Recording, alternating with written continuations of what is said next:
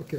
Alors, on va voir ce soir une sikha sur Hanouka, une sikha empruntée au Likutei Sichot, tome 25. Donc, c'est des paroles, c'est des recueils de paroles que le Rabbi a dit dans des Farbrengen ici, qui ont été dit à Hanouka, Shabbat Hanouka.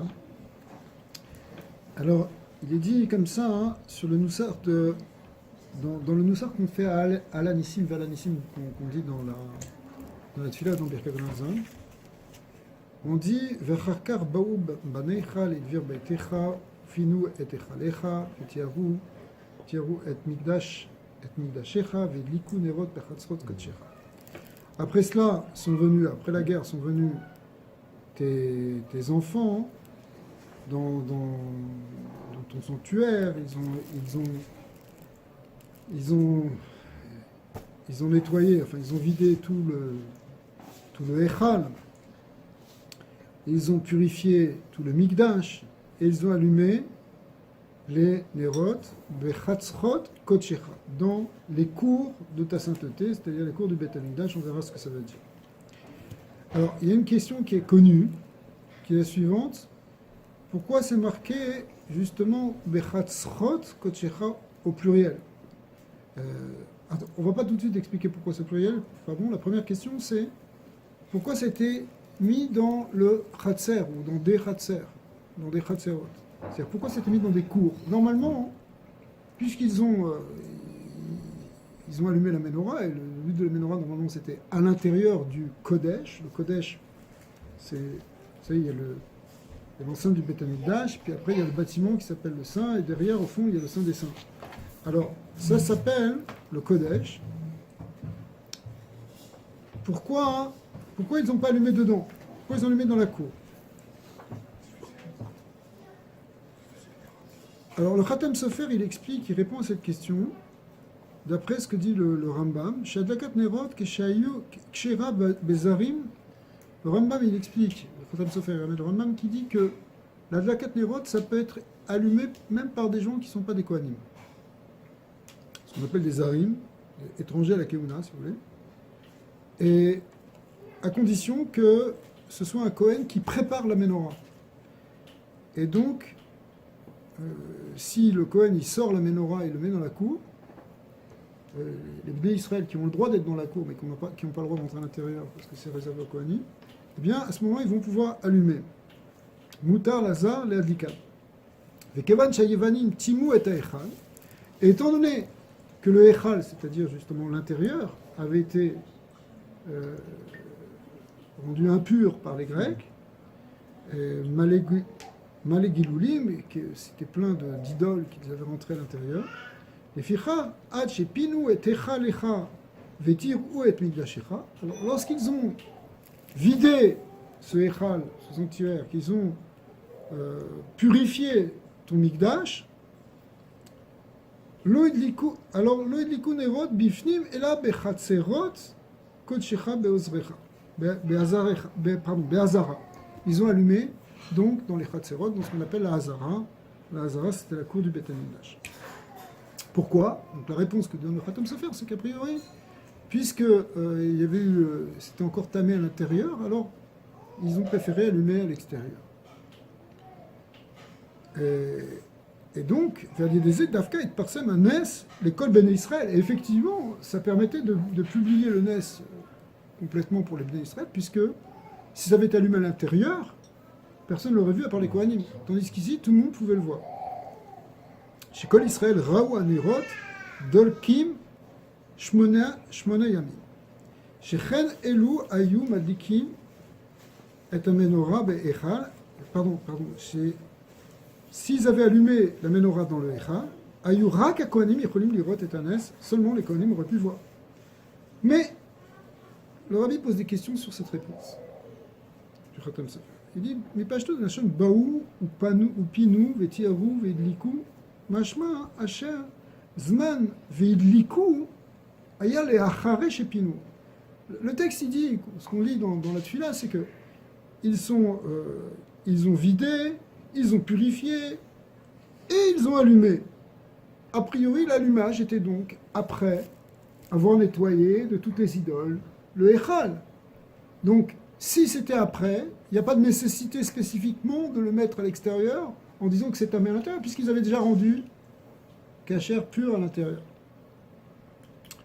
C'est comme ça qu'on a l'impression qu'on voit dans le texte de la Tfila, puisqu'ils ont allumé une fois qu'ils ont tout nettoyé. וכן מוכרע גם ממה שנאמר בכמה מקומות, ששם חנוכה הוא על שם חנוכת המזבח. On voit que le terme Hanouka vient du terme d'inaugurer le Mizbeach qui a été inauguré à nouveau après toute cette période sombre. Donc, s'il a été inauguré, c'est qu'on avait déjà tout nettoyé.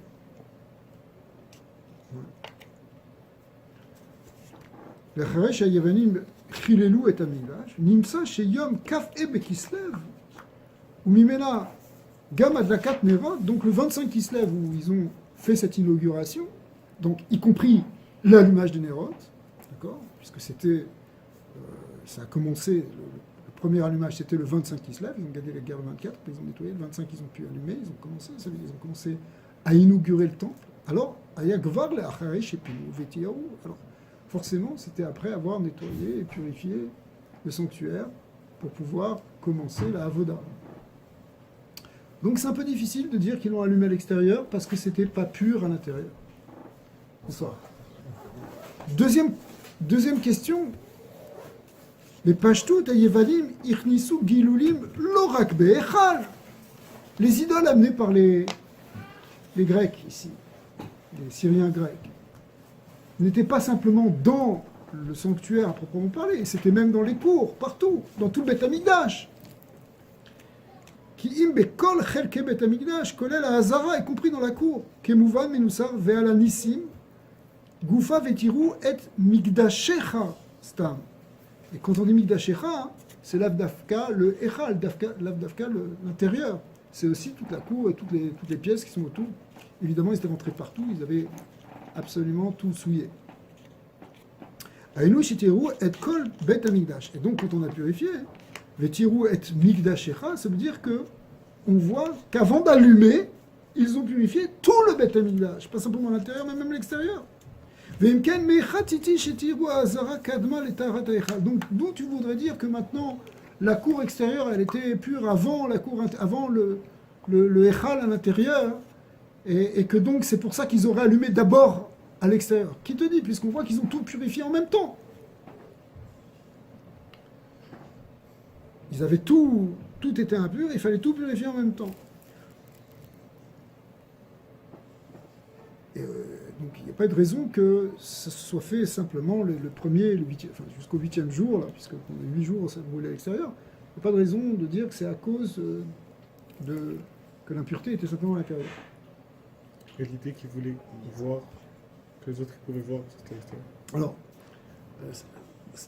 cette idée-là, hein, elle fait plus de sens, d'accord. Mais on a l'impression que c'était secondairement. Mais la raison que donne le Khatam Sofer, c'est la raison de dire que il fallait le temps qui purifie. Mais en réalité, si c'est le temps qui purifie, il fallait le temps qui purifie partout. Veloma shadavar nase rak kedei sheitparsem hanes. Et on ne peut pas dire non plus que c'est seulement, comme tu dis, pour être Mefarsem le Nes, pour publier le miracle, on l'a mis à l'extérieur, comme on a expliqué dans la suite du Khatam Sofer, en disant que quand ils l'ont amené à l'extérieur, ça avait un avantage en plus que tout le monde pouvait voir, y compris les Bnei Israël. Pourquoi? Sharei beshat sheidliku et amenora, al kol panim bepam rishona, le yadou sheitcharesh hanes. D'accord? C'est-à-dire que le fait que c'était à l'extérieur, ça a publié le NES, mais ils ne pouvaient pas le savoir au départ. Le premier jour, on ne savait pas encore qu'il allait y avoir un NES. Il a fallu attendre le deuxième jour pour qu'on comprenne déjà que c'était miraculeux. Donc on ne peut pas dire que la Kavana, c'était pour être Mefarsem, le NES. Peut-être c'était pour être Mefarsem, autre chose. Mais pas le miracle, on va voir. Nous, on a une mitzvah de publier le miracle. C'est pour ça qu'on doit allumer à la fenêtre, ou à l'extérieur, ou même quand c'est à l'intérieur. Enfin, il y a toute une idée de Pirsouménissa. Mais c'était pas le seul miracle. Ah, ça c'est une bonne question, on va voir ça. La guerre, c'est beaucoup plus impressionnant. Voilà, exactement. Peut-être leur donner un signe qu'ils avaient purifié et que c'était réglé. Chazak. C'est surtout ce signe-là qu'ils voulaient leur donner. Alors, peut-être, mais bon, ça peut-être tout le monde le savait, tout le monde voyait que c'était purifié. Et au contraire, d'après ce que dit Khatam Sofer, ça pouvait laisser comme ambiguïté de dire que à l'intérieur c'était pas encore pur, alors on allume à l'extérieur. Ce qui était pas normal, puisque normalement on allume, logiquement on allume à l'intérieur. Mais on va voir que pas forcément. Bechol ofen, הביור הנ"ל מיישב רק הדיוק בעיקר שנאמר בחצרוץ ולא בהיכל. אבל עדיין אינו מובן. למה אומרים אנו בחצרוץ לשון רבים? Pourquoi? En fait, la question ici, c'est pourquoi c'est marqué Bechatzchotz Kodshecha, au pluriel. Pourquoi on dit qu'ils ont allumé dans tes parvis, dans tes cours, dans la cour principale. C'est vrai qu'il y a plusieurs cours dans le Beth Amikdash, mais ils ont allumé a priori dans une seule. C'est quoi ce texte qu'on dit dans Tfila qu'ils ont allumé Bechatzchotz Kodshecha, dans les cours, dans les parvis de ton sanctuaire? Ouais. Pourquoi c'est au pluriel? Ça aurait dû être dans la Hazara. Ou bifrat chez Betrilat Nehemar Akol Belashon Yachid. Surtout qu'au départ, c'est au singulier. Les Dvir Betecha, Echalecha, Migdashecha. Mais on en vient au Chatzer, ça devient Chatzerot. Ou Bemshad, donc il y a un changement. Alors, ok, donc on a posé un certain nombre de questions. On ne comprend pas finalement très bien pourquoi. Quand ils ont purifié tout ça, c'est comme, je répète, quand on est ce qu'on lit dans le Noussar de la Tfila, hein, c'est que après avoir purifié tout le sanctuaire, enfin le Dvir, etc., ils ont allumé dans les cours. Alors, on ne comprend pas très bien pourquoi d'abord ils ont allumé dans la cour, et pourquoi c'est marqué maintenant, la dernière question, pourquoi c'est allumé dans les cours au pluriel. Alors, en fait, quand on dit qu'ils ont allumé des nérotes, des chatzerot kodshecha dans tes parvis, dans tes sanctuaires, dans tes cours, ça ne veut pas dire, on ne parle pas des El Kavana, les nérotes à Menorah, chez Bamikdash. On ne parle pas de la Menorah du Mikdash. Et là, les nérotes acherim, on parle d'autres nérotes. Chez Likou, be Ilul, ve Shvar, la Kadosh Baruch. Ce sont d'autres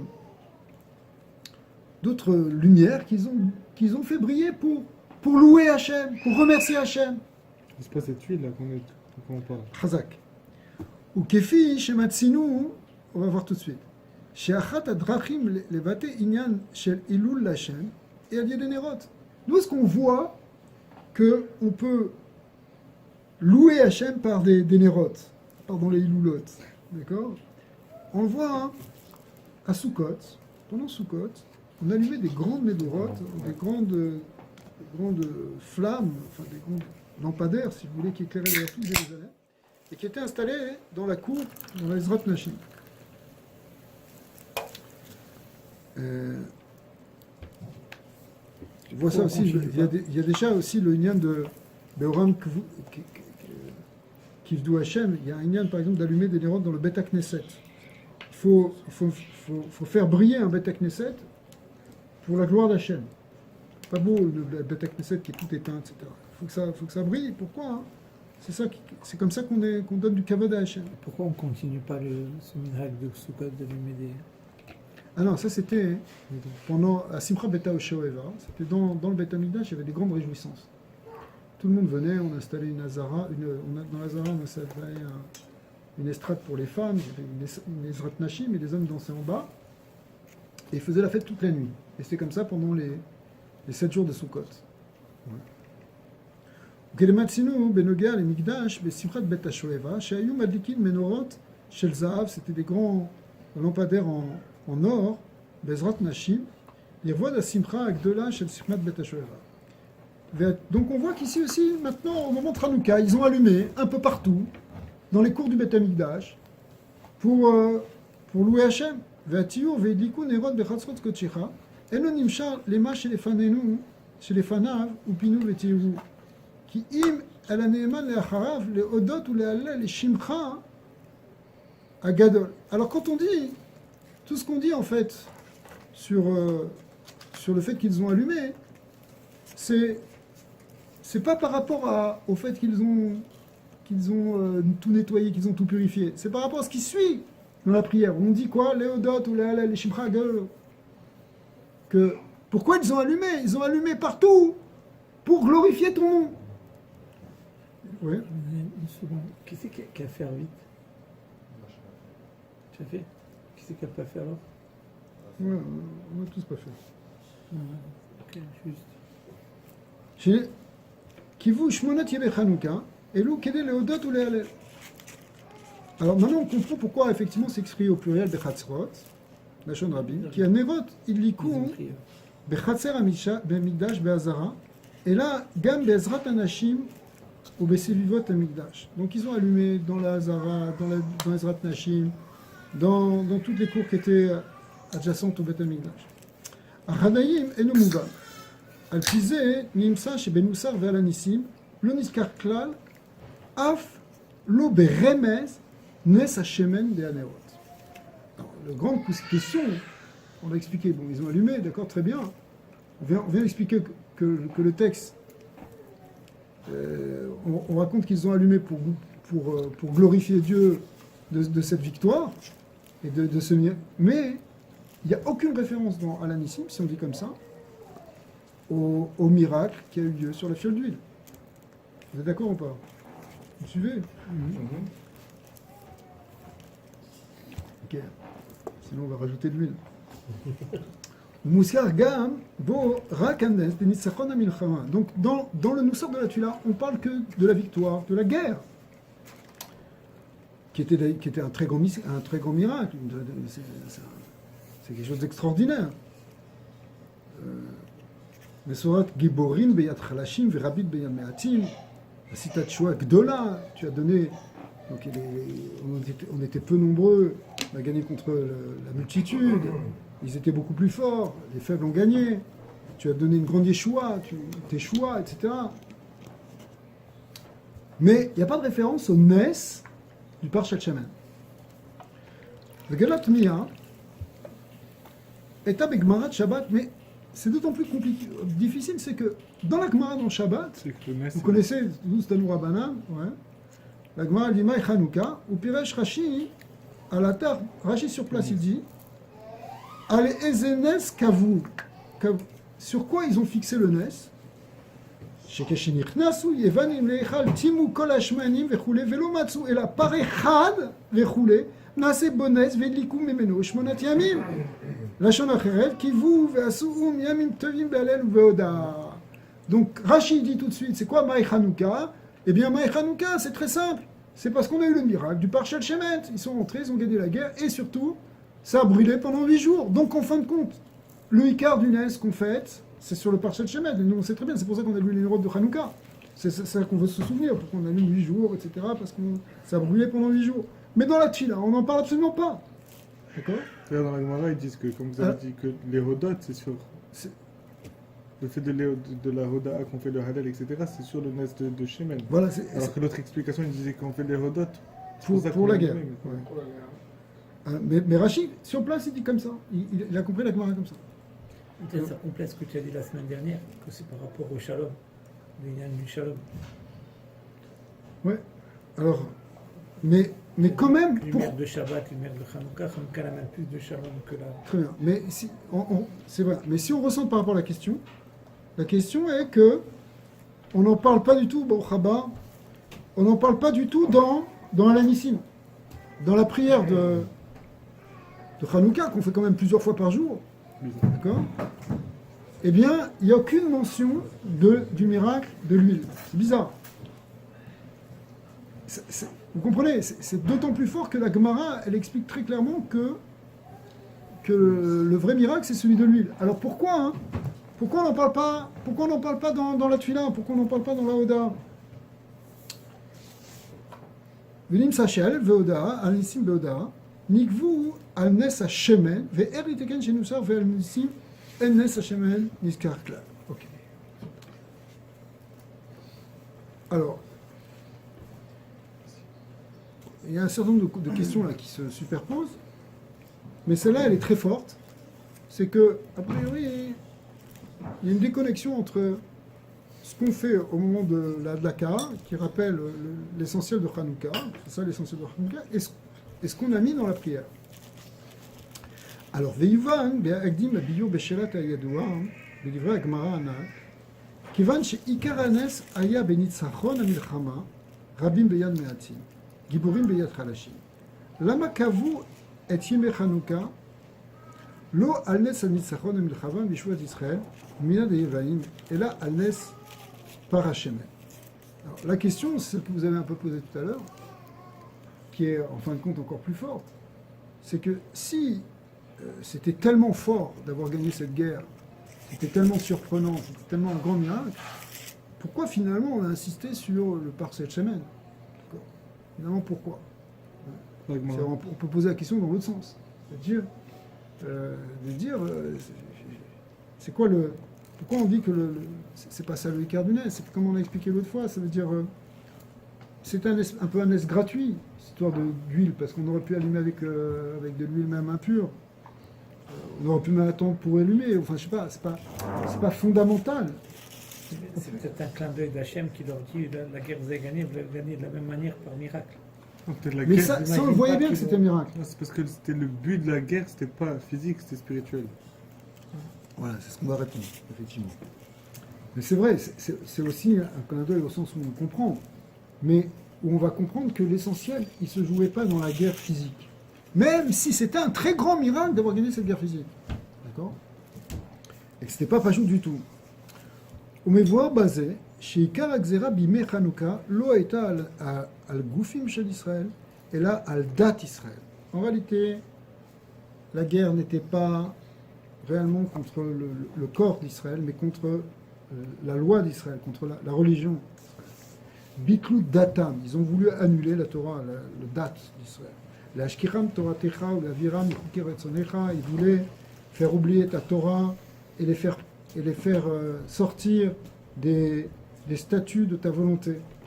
Ukemamar Chazan, Kidvu al-Keren Ashor, chez En Lachem Chelek Beloké Israël, ils avaient fait un décret qu'on devait écrire sur une corne de taureau que on n'a pas de part dans le Dieu d'Israël. Ils voulaient faire renier la Torah aux enfants d'Israël.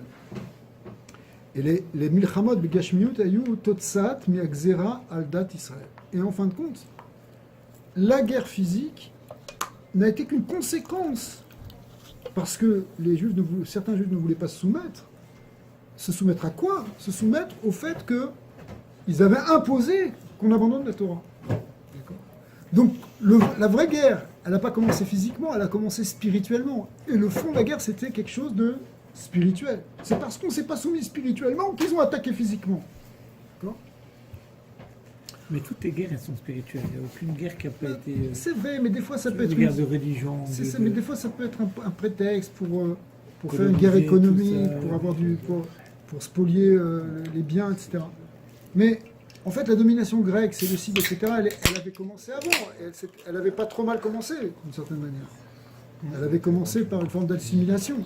Mais lorsqu'il y a eu une résistance, bon, historiquement aussi, c'est parce qu'il y a un nouveau roi qui est monté, qui s'appelait Antiochus Épiphane, qui était complètement malade, qui était un malade mental. Ouais, clairement. Et qui était complètement... il était complètement mégalomane et égocentrique, qui se faisait faire des statues à son effigie partout, tout le monde devait s'écraser devant lui, il se prenait pour Dieu. Donc, quand il y a eu quelques chassidim qui se sont opposés à lui, il n'a pas supporté. Ouais. Les Grecs, c'est juste pour bien me situer, parce qu'il y avait, j'avais appris ça dans une marée, il y avait même une période où les Juifs avaient nommé leurs enfants Alexander, non? Mais oui, Alexandre parce qu'il avait été bon, mais lui donc c'était avant cette période, non? Oui, c'était avant, c'était à peu près 200 ans avant. Ah, d'accord. Il y a eu Shimon HaKohen. l'histoire de Alexandre Macdon, Alexandre le Grand. Il a conquis à peu près tout le monde civilisé de l'époque, c'est-à-dire tout le tour méditerranéen, et ça montait aussi au nord, c'était descendu un peu partout, même en Afrique, etc. C'est des conquêtes fulgurantes qui fait qu'il a fait un très grand empire très très rapidement. Sauf que ça n'a pas duré longtemps parce que après sa mort, peu après, il y a eu une division, une scission entre deux parties justement de cet empire. Donc l'empire qu'on appelle celui des Séleucides, qui était au nord, en particulier en Syrie, d'accord, et le côté qui était de Ptolémée, qui était au contraire au sud, en Égypte et un peu partout au sud, disons. C'est un peu grosso modo, parce qu'en fait, des fois, il y avait plus que deux factions, il y en avait plus que ça, mais les guerres qui se faisaient ils se faisaient la guerre entre eux, si vous voulez, et Eretz Israël était entre les deux. Donc c'était pas très très plaisant. Mais au départ, quand les Grecs se sont installés, ils avaient... on sait qu'ils amenaient la culture, l'esprit, l'intellect, ils faisaient sortir les peuples de la barbarie, ils amenaient les gens à la civilisation, d'accord, sont cités, etc. Et ils ne voulaient pas vraiment bouleverser les religions des gens par force. Ils amenaient leur culture, mais en même temps, ils ne voulaient pas imposer comme ça. Sauf qu'il y a eu des périodes, comme celle justement avec Antiochus, c'est Antiochus là, je crois que c'était le 4e Antiochus, qui est venu et qui lui a imposé d'une manière radicale, puisqu'il a imposé qu'on mette, à un moment quand il a vu que ça ne marchait pas, il a imposé qu'on mette dans tous les villages, sur toutes les places publiques, des statues à son effigie, que tout le monde se prosterne. Et c'est là qu'il y a eu tous les sacrifices, les gens qui sont fait Messirut Nefesh. Il y avait un vieux de 90 ans qui s'appelait Lazare, un grand sadique. Ils ont voulu faire manger du khazir, cochon, en public. Évidemment, il a refusé. Il s'est fait tuer. Au Kiddush Hashem, il y a l'histoire de Hana avec ses 7 fils. C'est aussi à cette époque-là. C'est là qu'ils ont eu... il y a eu des grandes persécutions parce qu'ils avaient interdit d'étudier la Torah. Donc, si on voyait des gens qui étudiaient la Torah, qui étaient religieux, ils faisaient se passer. Au départ, d'ailleurs, jusque-là encore, la Gemara raconte que jusque-là, ils étaient très vicieux parce qu'ils attaquaient le Shabbat. Et les gens ne se défendaient pas le Shabbat. Ils pensaient que c'était le Shabbat, donc ils préféraient se laisser tuer que d'être mettre à le Shabbat. Donc ils ont tué plusieurs communautés comme ça, Shabbat. Parce qu'à un moment, les Juifs ils se sont levés, c'était à l'époque déjà de Matityahu, et ils ont dit maintenant ça ne va plus être comme ça. S'ils attaquent Shabbat, on a le droit de se défendre à Pialacha. Et donc là, ça a commencé les révoltes et la grande... les révoltes c'est Matityahu qui a commencé ça. Quand ils sont arrivés à Modine, ils ont voulu mettre justement un hôtel idolâtre en plein sur la place publique. Et ils ont dit, c'est toi Matityahu le grand prêtre, c'est toi qui vas offrir le premier korban le premier sacrifice pour donner l'exemple à tout le monde. Et lui, il a refusé. Et à ce moment-là, il y a un juif qui a dit, moi je vais le faire. Parce qu'il y avait tout qui était très élevé. Et Matityahu, il a pris une épée et il a tué ce juif. Et il y avait des soldats grecs, et il a tué un deuxième soldat, et c'est une grande pagaille. Et bon, tout le monde est parti, mais c'est là qu'ils ont compris qu'il y aura sûrement une grande vengeance de tout ça. Donc ils ont commencé à se cacher dans les montagnes. Et ils ont commencé la guérilla, la rébellion, ça a commencé à ce moment-là. Après, il y a d'autres juifs qui les ont suivis, etc. Et Antiochus, il a envoyé d'abord, pour les mater, il a envoyé d'abord une légion. Après, il a envoyé d'autres, un gars qui s'appelait Gorgias, qui était un grand militaire, mais il a eu aussi une défaite. À la fin, il s'est énervé, il a envoyé une armée qui était de plus de 40 000 personnes. Alors que les Juifs, ils étaient peut-être ils étaient 1000 ou 2000, peut-être maximum 3000. Et encore, il y a des versions dans les Gemara qui disent qu'ils étaient même pas, qu'ils étaient 5. Et bon, ça c'est vraiment extrême, mais ils étaient quelques milliers par rapport à une armée beaucoup plus puissante. Ils sont venus avec des éléphants, qui étaient les grands chars d'assaut de l'époque. C'était des éléphants monstrueux de guerre où il y avait 20 personnes dessus et qui écrasaient tout ce qui passait devant eux. Et ils sont venus avec des armées très très puissantes, mais c'était sans compter sur la force de stratège de Yehuda Maccabi qui leur a tendu des pièges et qui a réussi. Il y a eu une grande bataille, justement cette grande bataille-là, où ils sont rentrés et ils ont vu qu'ils allaient attaquer, ils ont senti ils ont vu qu'ils allaient attaquer. Ils sont passés, c'était pendant la nuit, pendant que les autres commençaient à approcher, eux ils sont passés par l'extérieur et ils sont rentrés dans le camp des Grecs, Et là, il n'y avait personne, il n'y avait plus de soldats. Ils ont mis le feu partout. Et eux, quand les autres ils sont rentrés, hein, quand ils sont arrivés, ils ont vu qu'il n'y avait pas de juifs. Ils n'étaient plus là, les soldats juifs. Alors ils ne comprenaient pas. Quand ils sont revenus, ils ont vu qu'ils voyaient de la fumée dans leur camp. Et les autres, ils ont attaqué. Il y a eu une grande bataille. Et là, ils ont gagné. C'était des choses comme ça. Ils étaient assez forts au niveau stratégique. Mais malgré tout, c'était complètement miraculeux hein, d'arriver à gagner contre une armée aussi puissante. Comme aujourd'hui. Voilà. Ben ouais, c'est pas fini. On voit ce qui se passe toujours en Syrie, c'est pas fini. En Syrie, tu as les Russes, tu as les Syriens, tu as les Russes, et tu as les Iraniens qui sont contre les Israël, qui est une petite armée, hein, attention, hein, c'est pas une grande armée, au sens où c'est pas en nombre, c'est pas très fort. À côté des grandes armées qui écoute, ils sont 10 fois plus nombreux que nous, pas 10 fois plus, 100 fois plus. Alors, donc, pour revenir au texte ici, l'idée c'est que malgré tout, toute cette guerre elle est venue parce qu'ils ne voulaient pas se soumettre à la Torah. Hein. Ils ne voulaient pas abandonner la Torah et se soumettre à la pensée grecque. Alors, Velachel, l'Okavu, quand ils ne voulaient pas, c'était une minorité qui ne voulait pas. Beaucoup étaient déjà assimilés. Il y avait beaucoup de gens qui parlaient grec, certains ne savaient même plus lire en hébreu. L'assimilation était très rapide.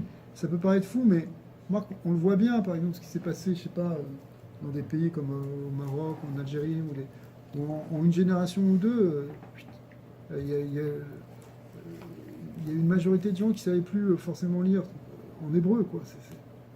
Sans aller jusqu'à c'est allé presque juste à cet extrême, si vous voulez. ולכן לא קבעו כעיקר את נס הניצחון המלחמה, הצלת הגוף, אלא על נס השמן. Donc puisque la guerre finalement c'était un enjeu spirituel, donc ils ont fixé le miracle sur l'huile qui représente la notion spirituelle. On sait que l'huile ça représente la chorma, c'est la sagesse, c'est quelque chose qui est c'est la source de lumière, vous voyez, c'est quelque chose de spirituel.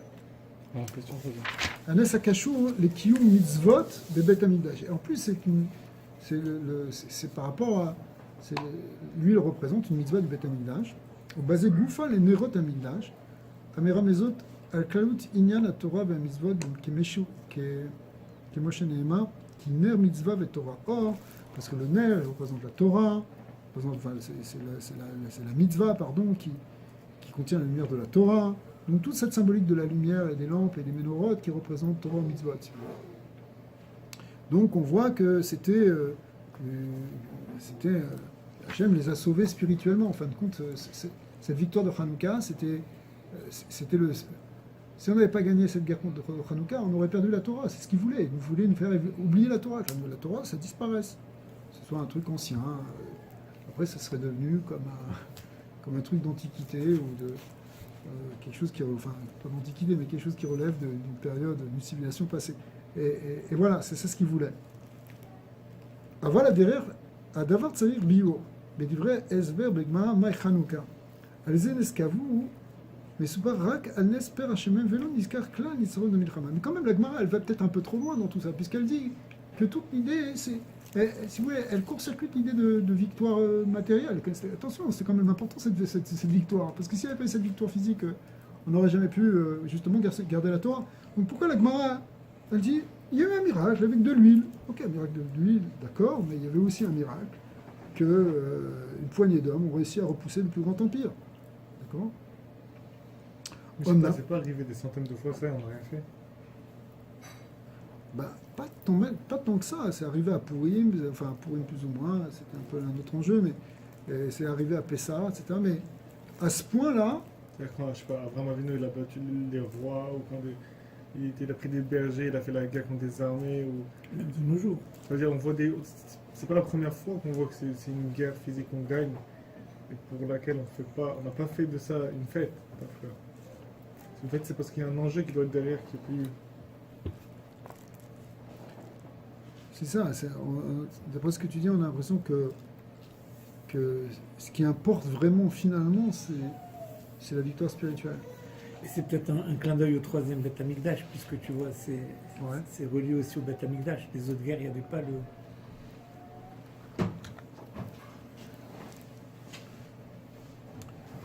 Alors, quand même, il faut nuancer, parce que c'est marqué dans la Gemara. La Gemara, elle continue, elle dit Ukeshe Gavra Malchut Bet Hashmonaim Venitzrum. Lorsque la maison des Hashmonaïm, c'était eux qui se battaient, l'a emporté, et qu'ils ont vaincu, Bitkou Velomatsu, c'est là qu'ils ont cherché, qu'ils ne trouvaient pas, ils n'ont pas trouvé le parchemin. Ils cherchaient partout une fiole d'huile pour allumer, ils ne trouvaient pas, jusqu'à ce qu'ils trouvent finalement dans un petit coin, ils ont trouvé caché une fiole avec le sceau du Kohen Gadol, etc. Aval, donc il y a quand même une mention ici qu'ils ont gagné la guerre. Donc la Gemara, elle n'a pas complètement évacué ça. Sauf que elle ne met pas du tout l'accent là-dessus. Elle le présente simplement comme une introduction à l'idée. C'est introduire l'idée pour cette fiole d'huile. Mais on ne met pas l'accent sur le fait qu'ils ont vraiment gagné la guerre et que ça c'était un grand miracle. Bon, une fois qu'ils ont gagné la guerre, ils ont cherché la fiole d'huile et c'est ça qui nous intéresse, c'est le problème de la fiole d'huile. Deuxièmement, Mais juste une petite question. Le Halanissim qu'on fait nous maintenant, ouais. il découle après cette Gemara. Il parle bien de la guerre, lui. Oui, mais c'est ça. Mais pourquoi bon, ça, on va dire, c'est l'Anchek Knesset qui nous fixé. Ça a été fixé, peut-être un peu arrangé un peu après plus tard, mais des Géonim, mais quand même. Pourquoi il y a la Gemara, on n'a pas tellement parlé. Elle parle pas du tout. Anesh el Nitzachon Amilchama, elle n'en parle pas. Elle parle pas du miracle. Elle dit quand ils ont gagné la guerre, alors il y a eu un miracle avec cette histoire de fiole d'huile, mais il ne parle pas du miracle de la guerre. Ouais.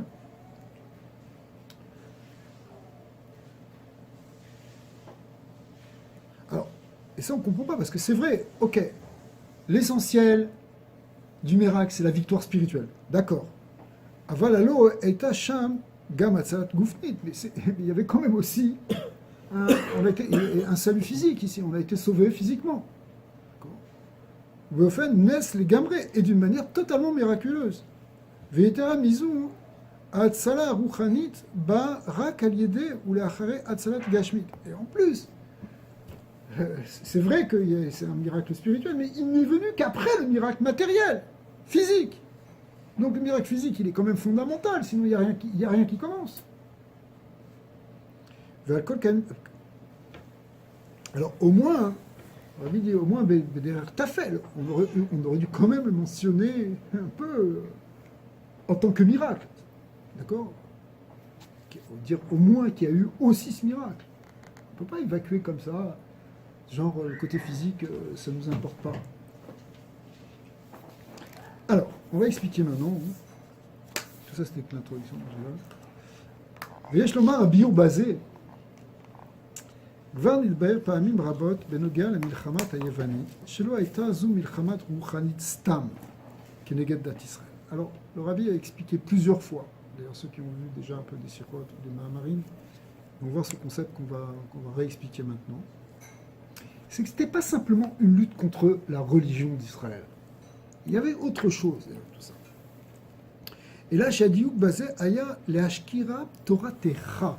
Ce qu'il voulait, c'est faire oublier ta Torah à toi, c'est-à-dire le côté divin qu'il y a dans la Torah. Les Grecs, encore une fois, ils pouvaient tolérer qu'il y ait plusieurs cultes. Ils avaient un côté polythéiste, tu pouvais avoir plusieurs cultes, etc. Et ils pouvaient même imaginer un culte juif. D'ailleurs, ils avaient toléré ça pendant assez longtemps.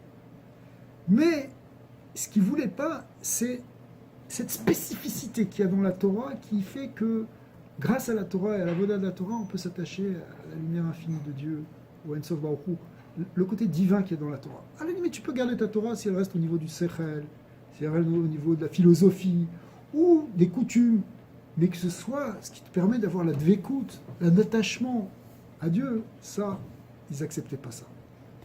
Torah Shelecha, la Torah de Dieu, ça, ils ne voulaient pas. Peut-être une Torah des hommes, ça peut être une Torah, ok, vous pouvez avoir votre religion, chacun peut avoir sa religion, mais une Torah comme nous on la voit, aussi sacrée qu'on la voit. Pourquoi la Torah est tellement kadosh pour nous? Parce que la Torah, chaque mot de la Torah nous attache à Hachem. Ça, ils ne voulaient pas. Et ça se comprend pourquoi ils ne veulent pas, parce que ça, c'est vraiment la spécificité d'Israël qui est en dehors de tout, si vous voulez. Les Yevanim, Loaya, Erfat, Kolkar chez Bnei Israël Lamdim Torah. Ils n'étaient pas tellement embêtés qu'on étudie la Torah. Ça ne les dérange pas trop. Vous pouvez étudier la Torah, pourquoi pas. Matarat Xeratam Aita Leashkiram Torah Techa. Ce qu'il voulait, c'est qu'on oublie que c'est ta Torah à toi, que c'est la Torah de Dieu. Mais que tu étudies la Torah comme un texte intéressant, comme une source de sagesse, comme un truc un peu social, d'accord, un peu philosophique, un peu quelque chose qui est... Mais ce côté brite, ce côté union avec Hachem, ça ils n'en voulaient pas. D'ailleurs, ils avaient interdit aussi la Brit Mila, et Shabbat, et Rosh Chodesh, qui représentent aussi la spécificité de la relation entre Israël et le Créateur. Ce qu'ils ne voulaient pas, c'est le côté Torah chez les Ma'ala Min HaSechel. Quelque chose qui est une Torah qui vient, qui transcende l'intellect, qui vient de l'au-delà. Hein. Ça, ils ne voulaient pas accepter. Les Aviran Michouké Retzonecha. Ce qu'ils voulaient nous faire sortir, c'est des Choukim, le côté des statuts qui viennent du Ratzon d'Hachem, qui sont quelque chose de... la dimension infinie qui se cache derrière toutes les mitzvot. Le côté, d'ailleurs, même derrière les mishpatim, on a expliqué dans le Mahamar que même dans les mishpatim et même dans les doutes, que même là aussi, il y a une dimension absolue, divine, qui se cache derrière. Eh bien ça, ils ne voulaient pas l'accepter. Ils voulaient nous sortir de ça. Retzonam, Ayushi Israël, Yoekeimu et Achukim. Ils ne voulaient plus des Chukim. המצוות שאין למעלה מהשכל וקיומם הוא רק בקבלת עול, כיוון שכך הוא רצונך, רצון הקדוש ברוך הוא. Il voulait faire, on a connu ça dans d'autres endroits, dans d'autres époques, une espèce de judaïsme un peu contrôlé par l'État, un judaïsme qui va un peu, un judaïsme qui peut être encerclé là, qui peut être contrôlé, voilà. Un peu consistorial, si tu veux. Milchamat HaYevanim, pour pas dire le nom, Milchamat HaYevanim, c'était la volonté de Napoléon, si tu veux. C'était l'histoire du consistoire de Napoléon, c'était... c'est un judaïsme qui va rentrer dans un cadre social, dans un cadre du pacte républicain, quoi, grosso modo. Mais cette dimension... ils sont payés par la République, ils sont payés... Et puis ça veut dire le discours, c'est un discours qui est c'est un discours d'une religion classique en quelque sorte. Mais ce côté dvekut, ce côté d'attachement, d'union entre Israël et Dieu, ça ils n'étaient pas prêts à accepter ça. Il fallait que ça reste quelque chose. Ici l'accent il est plutôt mis sur l'idée du sechel, quelque chose qu'on peut comprendre au niveau intellectuel. וזהו גם אחר ביורים לכך שנס חנוכה בשייכות להצלת רוחני נעשה בנרות המנורה דווקא. Alors, on va expliquer pourquoi effectivement c'était fait avec les nérotes, le miracle il a été avec les nérotes. Delichora, alo yevin timu et kol bet hamikdash. A priori, les Grecs ont rendu impur tout le bet hamikdash. Il fallait donc à nouveau inaugurer ou réinaugurer le misbéar, tous les kelim, il fallait tremper au mikvé, il fallait purifier avec la vache rousse, il fallait tout remettre en place.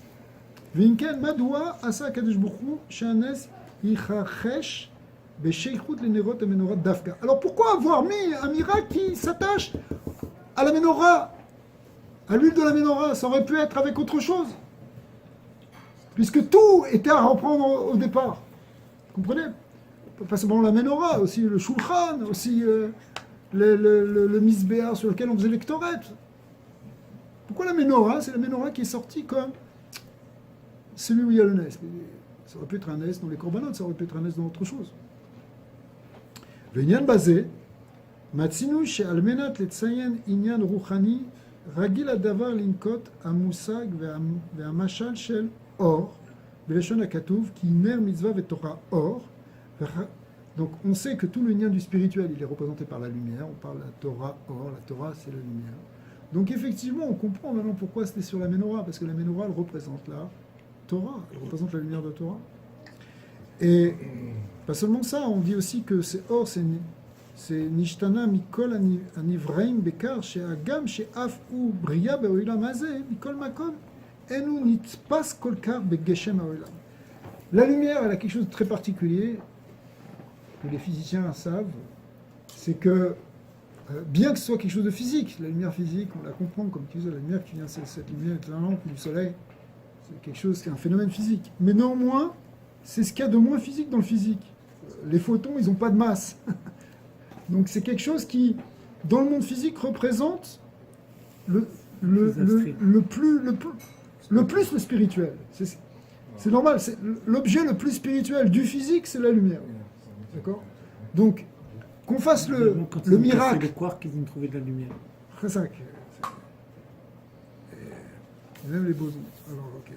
Mais- Même les frémions et tout ça. Mais en fait, il y a de la lumière partout. Frémions des réfléchisseurs de fou. Alors, Après le quark, il y a les bosons et tout ça. J'avais arrêté ma. Ah oui, ils ont fragmenté le quark. il y a ce qui lie les quarks.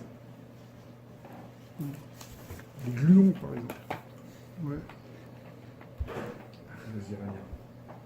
Et finalement, il y a le dernier, c'est le boson de Higgs, qui fait tout tenir. Alors,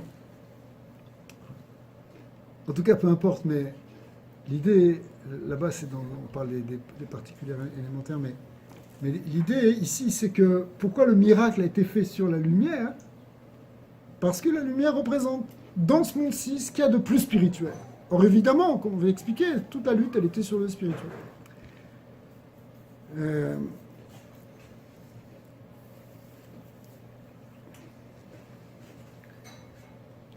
On dit aussi sur Mamash, la voix, hein. Bon, mais c'est un phénomène physique qui est un peu plus gashmi que la lumière. Alors, c'est un peu plus, il y a un peu plus de geshem que l'autre. Kol makom yeshlo achizat begashmiut adava. Zeu chelek bin. Donc c'est vraiment. C'est quoi le rapport avec la voix? Non, parce que le rabbi dit bon, il y aurait peut-être aussi la voix qui serait un peu quelque chose de spirituel dans. Qui correspondrait à quoi? Alors, non, parce que les Chachamim disent que Enbo Mamash, il n'y a pas c'est pas vraiment quelque chose de physique. Mais même si c'est pas quelque chose de physique, c'est un peu plus physique, entre guillemets, que le phénomène lumineux. Machin Kemere Enu Geshem, c'est-à-dire que on sent que la notion de vision, de la lumière, etc., c'est vraiment, c'est La beaucoup vitesse de la moins. lumière, c'est pas rapide, c'est quand même- Exactement, par rapport à la vitesse du son. Alors, donc en fin de compte, tout ça c'est pour dire que on comprend que la lumière soit ici le symbole le meilleur pour désigner ce qui est spirituel. Mais c'était quoi le miracle dans ce sens-là? C'est que ça a duré 8 jours, ça a duré la lumière. C'est pas de trouver cette fiole, non? Ah, C'est quoi l'idée? C'est que c'est la lumière ou c'est de Alors- trouver cette fiole?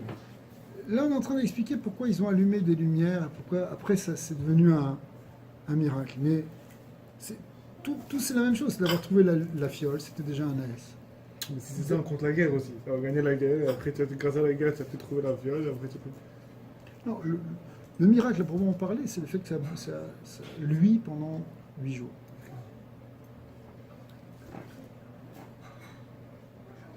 Alors, Abiyur Anal, on a bientôt fini la sikha. Abiyur Anal, Benogea Léor Mosif, Azvara Gam Bema'amar Chazal, Benogea le Nerot Amenora, Edut il les Baye Olam, Shashrina Shorebe Israël. Les Ramim disent, c'est la Gemara dans Shabbat, elle explique que la menorah est un témoignage que la Shrina réside en Israël. Le fait qu'il y a la menorah qui brille dans le Beth Amikdash, ça représente que la Shrina, elle est là dans le Beth Amikdash et donc dans le clan d'Israël.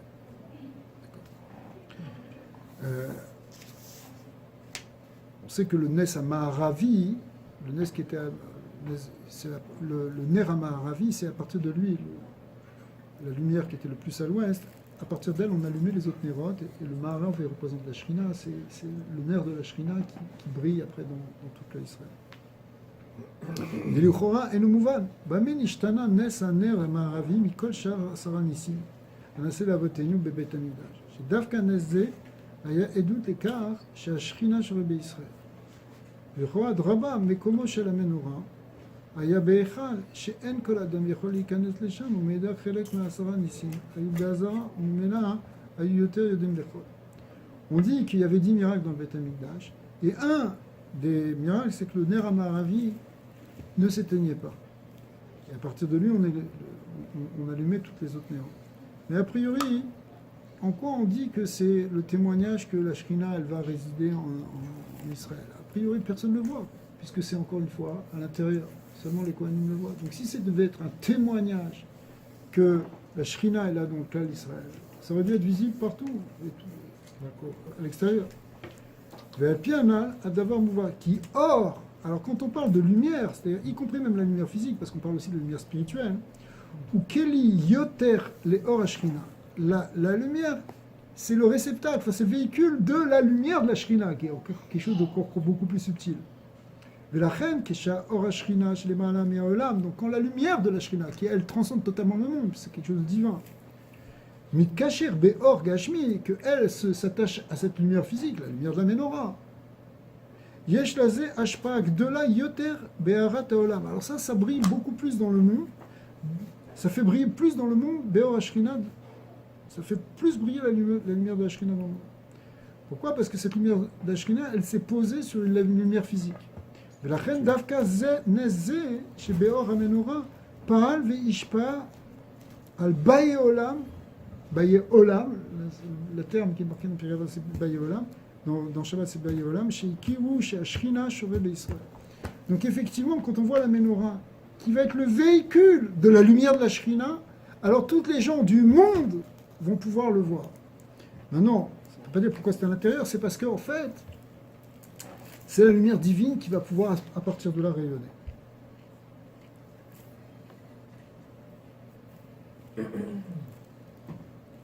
Donc maintenant, on peut comprendre pourquoi le miracle de Hanouka, il est mis sur cette histoire-là du parachemène, de la fiole d'huile de la menorah.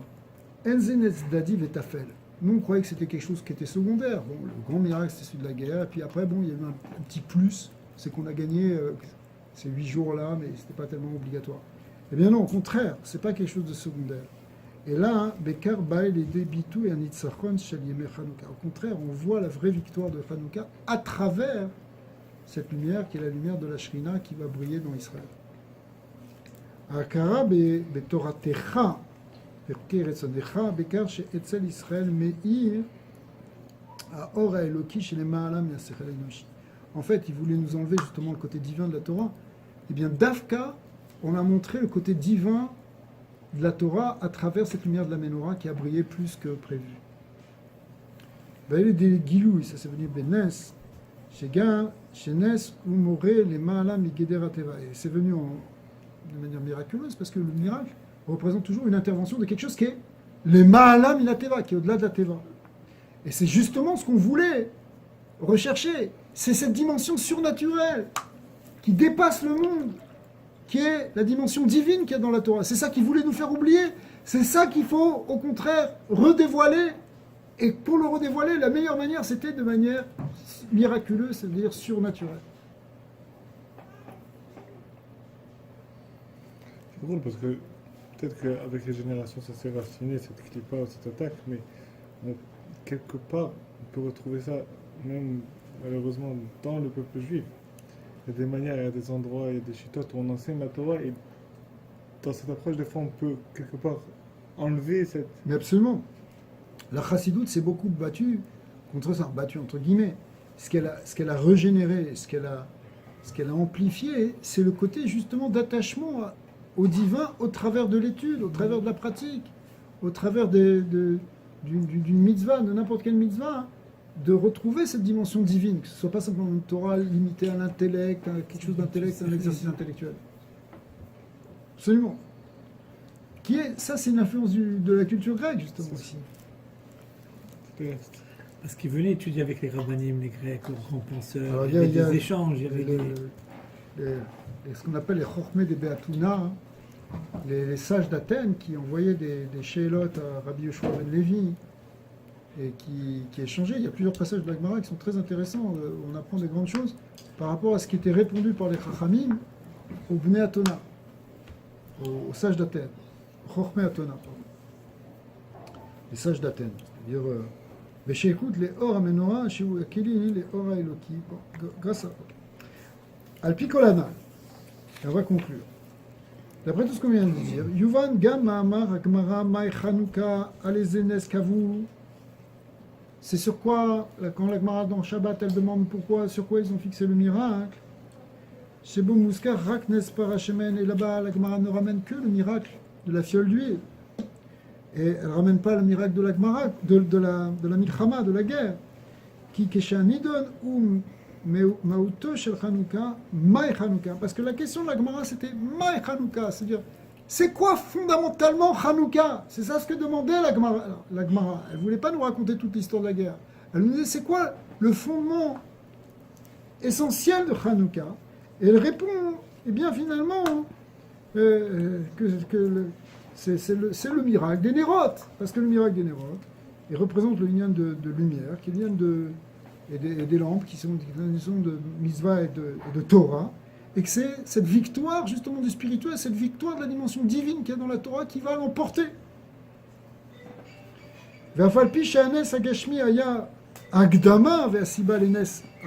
Et même si le miracle matériel d'avoir gagné la guerre était une introduction, parce que sans lui, on n'aurait rien pu faire, encore une fois,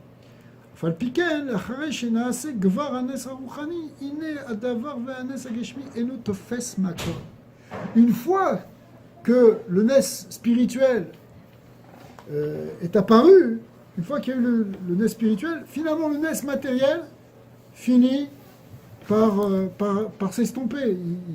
Il est à l'ombre du miracle spirituel. Alors, un peu comme les Chachamim disent qu'une bougie en plein soleil, ça éclaire plus. Donc, c'est pas que le miracle Gashmi, il n'existe pas. C'est que il est caché en quelque sorte par le miracle spirituel qui est lui le plus essentiel. Et c'est celui-là dont on se souvient le plus dans les générations, évidemment. La question elle est bonne sur le Nissim. Ouais. C'est flou le Parchemen. Alors voilà. Alors c'est maintenant. Hein. Pourquoi dans la Nissim finalement on a l'impression qu'on revient complètement et on parle que du miracle matériel. On ne fait aucune mention du Parshel Shemen, de la fiole d'huile dont on a parlé. On a presque fini. Alors, Beshash Kavana iliten oda l'Hachem. Qu'est-ce qu'on fait dans la tuile là? On est dans Modim, ouais. Dans Birkat Amazon aussi, c'est dans Birkat Oda. Dans le remerciement, on est là dans la louange. Alors, quand on est en train de louer Hachem, le dot l'Hachem Yidbarach, Al-Nes Shel Nitzachot HaMilchama, Yefshar Lichlol Bechata Tachta Gam Haoda Shel Nes Hashem. Quand tu es en train de remercier, à un moment, Hachem nous a fait gagner la guerre. Parce qu'il faut remercier aussi pour ça. Alors là, il n'y a pas de place de mettre celui du Shemen. Pourquoi? Celui de l'huile. Shemken, Titbatel HaMetziut V'Chashivut Shel Nitzachot HaMilchama Gashmit. Parce que ça viendrait faire de l'ombre à ce remerciement qu'on fait sur la guerre physique. D'accord? Le fait d'avoir gagné la guerre physique, on remercie. Mais si tu rajoutes pas sur l'huile, alors ce serait disproportionné à tel point que ça rendrait un peu petit l'importance qu'on donne aussi au miracle qu'on a eu dans la guerre physique. C'est la Hanouka qu'on fait pour remercier? Alors, dans la Hanouka, on met que l'accent sur le côté spirituel, mais dans la Tfila, on a gardé l'accent sur le côté matériel, et on n'a pas parlé du tout du côté spirituel, sinon ça aurait effacé le côté matériel. Je sais pas, c'est comme si tu remercies Hachem d'avoir... tu as gagné un peu d'argent, et en même temps, tu as eu un miracle qui t'a sauvé la vie. Si tu es en train de raconter qu'on t'a sauvé la vie, ok, tu peux dire aussi que tu as eu un miracle, que tu as gagné une bonne somme, mais c'est disproportionné. Ça n'a pas sa place. D'accord? Si tu veux parler de cette somme d'argent, on ne parle pas qu'on t'a sauvé la vie. La sauver la vie, parle-en à un autre moment. D'accord? Et là, tu vas dire, ouais, j'ai eu un miracle. Qu'est-ce qui est plus important, le physique ou le spirituel? C'est le spirituel. C'est ça, alors pourquoi c'est ça? Alors non, c'est pour ça que quand on remercie aussi pour le spirituel, pour le physique, on ne doit pas parler du spirituel. C'est pour ça que dans Alanissim, on ne parle pas du miracle spirituel, on parle que du miracle matériel, parce qu'il faut aussi remercier pour ça. Mais tu vas pas mettre à Pas que ça côté, occulte. sinon ça va occulter. Effectivement, quand on fait la mitzvah de Hanouka, alors là, il n'y a que Maï Hanouka, c'est vraiment le côté Rouhani. Alors là, quand on allume vraiment, on s'attache qu'au côté Rouhani.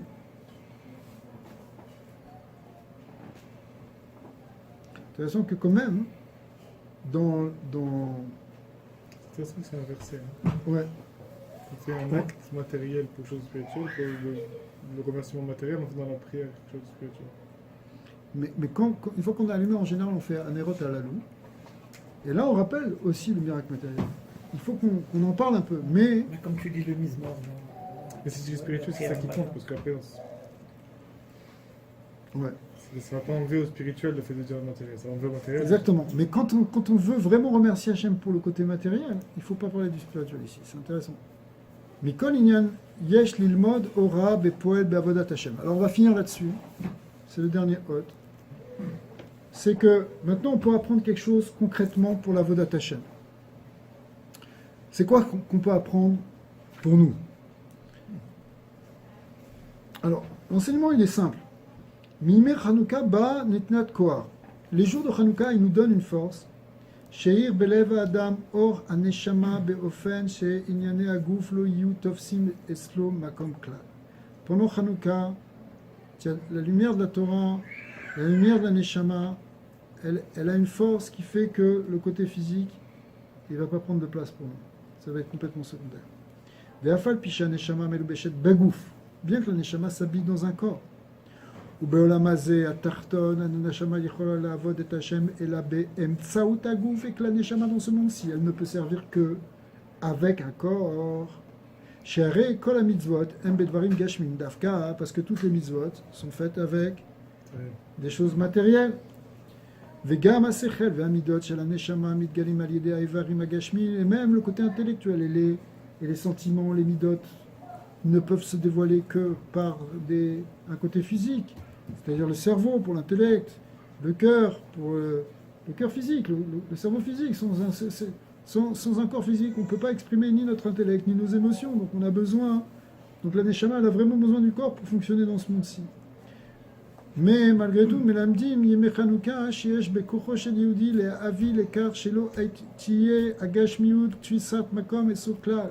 Mais tu peux prendre des forces pendant Hanouka pour comprendre que le côté physique, il ne prend pas de place dans ton existence, que ce n'est pas quelque chose qui est important. C'est important sans être important, mais par rapport au Rouhani, c'est quelque chose qui est secondaire.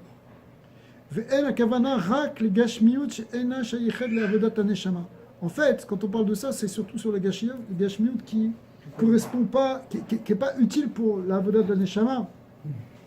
Gashmiyut kazé, elot tzricha liyot. La gashmiyut qui n'est pas au service du spirituel, elle n'a même pas de place. C'est-à-dire, il faut qu'on comprenne avec tout ce qui nous appartient, il faut qu'on connaisse Hachem. C'est-à-dire, tout ce qu'on a de physique, ça doit être au service du Rouhani, ça doit être pour nous approcher du spirituel, du côté divin. Et là, mais même le physique, qui est là pour le bien-être du spirituel, comme la guerre qui était là par rapport à Hanouka avec le cœur physique, qui a permis justement le salut spirituel. Donc c'était quelque chose de physique au service du spirituel.